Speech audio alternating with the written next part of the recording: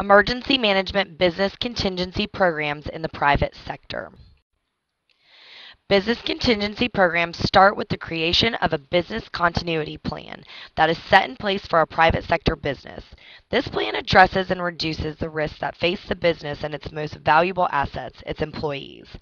Business continuity can be defined as a business process which provides for the continuation of time-sensitive or critical services regardless of any event that may occur.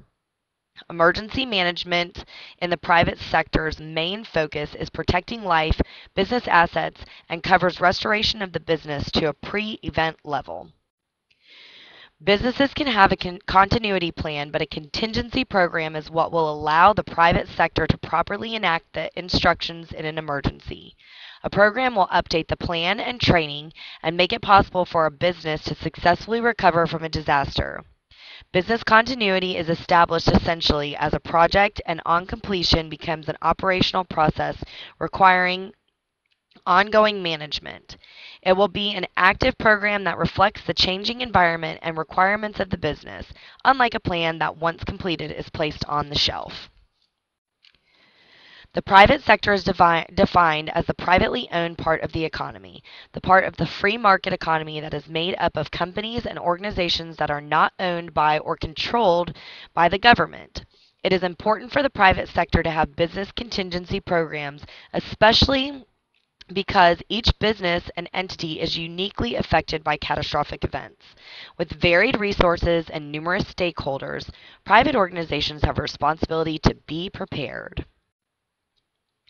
Here are just a few examples that highlight the importance of preparatory measures for businesses in the private sector.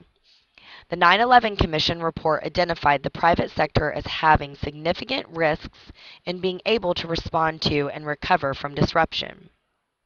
The private sector leader should consider impact of disruptions and possible consequences for employees, families, neighborhoods, and other portions of the community.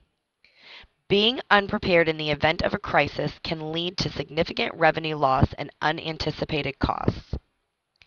Interrupted operations could impact organizational relationships and tarnish a business's reputation. An organization can experience a significant competitive disadvantage if they have not made plans to mitigate loss and downtime during a hazardous event. And lastly, survivors of disasters typically wait up to 72 hours for help to arrive.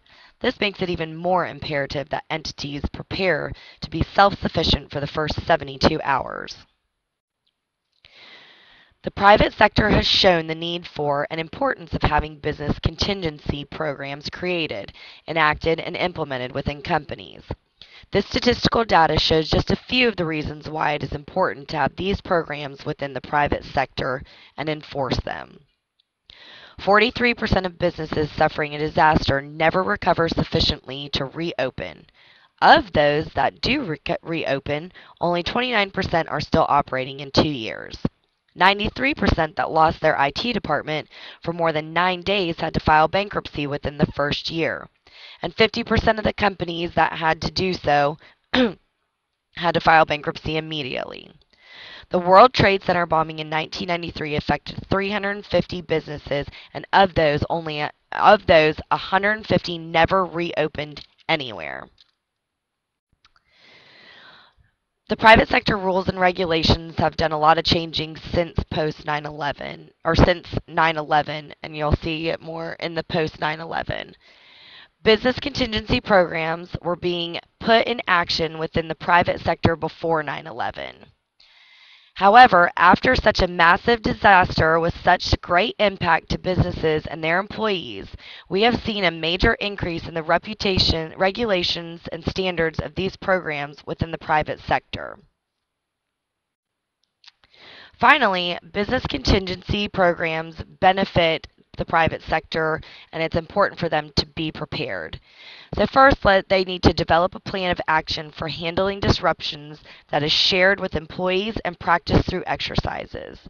Second, they need to minimize impact to essential operations, increasing entities' opportunity to continue to operate. Third, they need to protect data and information to ensure decisions can continue to be made to facilitate organization recovery. Fourth, increase reliability by proving your organization's ability to mitigate all hazard conditions. 5. Protect market share and minimize financial losses by proactively planning and accounting for recovery resources before they are needed. And last, gain industry recognition by promoting preparedness with suppliers and clients alike.